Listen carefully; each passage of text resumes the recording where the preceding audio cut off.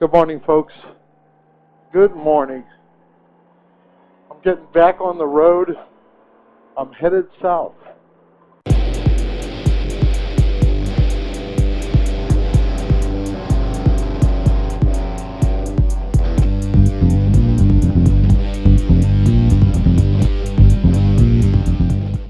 It's a nicer day than yesterday, much nicer.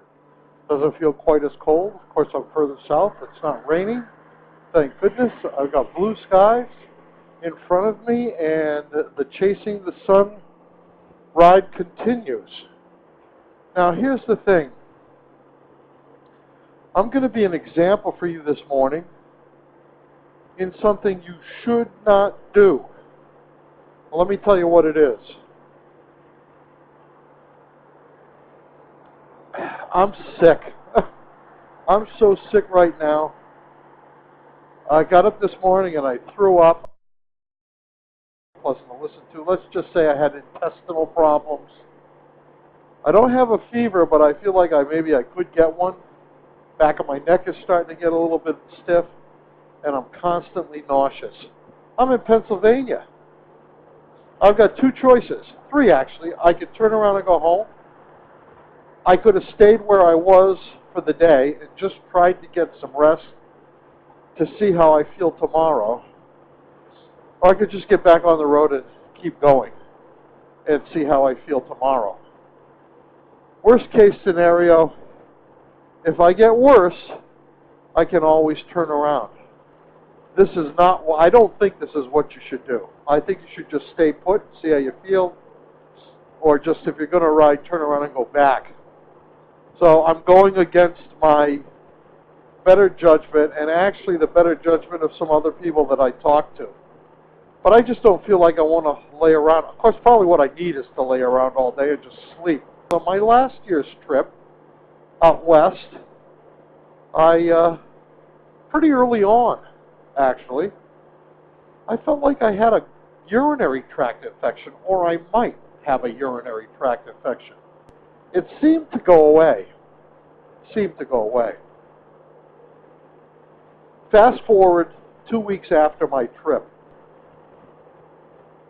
My wife and I went to Florida. I proceeded to realize that I had a kidney stone. She took one look at me and said, "You should not be getting on a plane today." And I literally couldn't process that statement. I couldn't understand what it meant. It took me at least 30 seconds for that to register. I shouldn't go on the plane. My sister took my wife to the airport, and as soon as she got back from the airport, she took one look at me and said, "You're going to the emergency room. Come on, let's go." I got to the emergency room. They took one look at me. They put me in. They took me right in. People were on me like white on rice. And apparently what happened was I did have a kidney stone. I did have a urinary tract infection. And it was ravaging my body. It was killing me. It was literally killing me. And I was told that if I got on that plane, I wouldn't have gotten off the plane. I spent 5 days in intensive care. And I should have learned then, listen to your body. Trust your body. If it's saying that you're not feeling good, well, you're not feeling good. There's something wrong. And here I am. I'm on my motorcycle, defying all those signs. I'm an idiot. What can I say? So, lying in intensive care for 5 days gives you a lot of time to think. And what I thought was, I can't wait anymore. If I get through this, I have to start ticking things off on the bucket list. I can't wait for Sharon to retire. That's years from now, 3 years, I think. And I could be gone overnight. That's the thing that teaches you. And everybody knows that. I mean, everybody has the experience. You know, you've got a friend one day or a relative. They're here one day, they're gone the next. And you always say that when something like that happens. You just never know. You never know. Well, you don't know, guys. It's just not an expression. You really don't know. There's, there's, there's, there's no predicting things like that. You could be the healthiest guy in the world and get hit by a truck. I mean, you just don't know. You really do not know. And laying in intensive care for 5 days, I realized I can't wait. I can't wait to do the stuff that I want to do. It's one of the reasons I bought this Goldwing, I think. You know, laying there on the floor looking at my bike and saying, I've always wanted a Goldwing. Now's the time. What am I waiting for? I might not be around next year. Nobody knows. Nobody knows. Well, one guy knows. But we know who that is. Look at the foliage here. It's pretty good. So I would say this is maybe a couple of weeks off peak, but it's pretty. So yeah, that's why this morning I'm not feeling good. Okay, that's great. I'm still going to ride. Why? Because nobody knows. Nobody knows.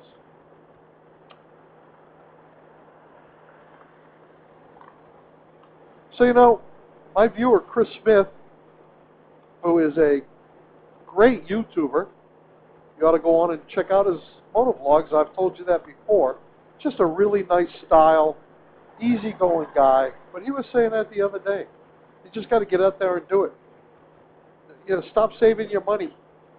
It's okay to save some money, but you got to enjoy it too. Just get out there and do it. Just get out there and do it.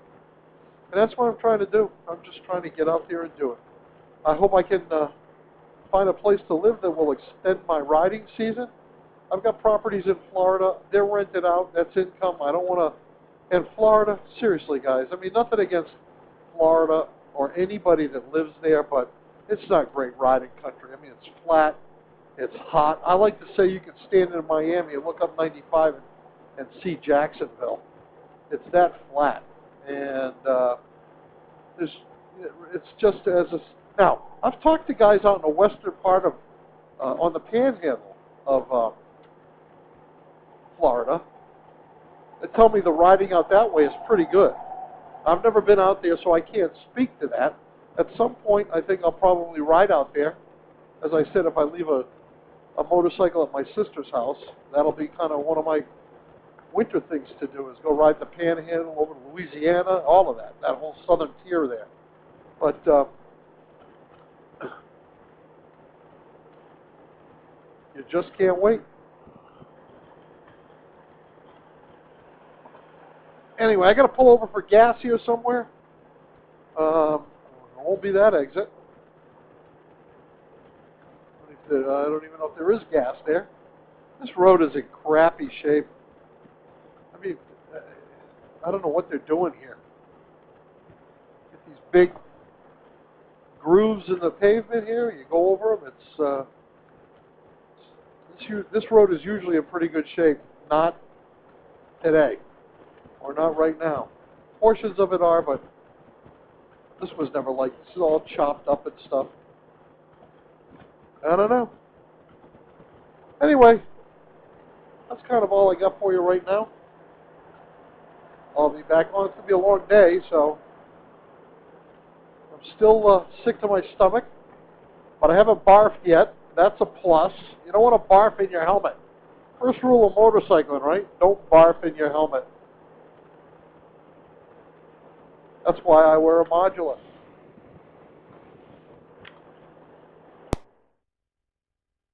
From the Chasing the Sun ride.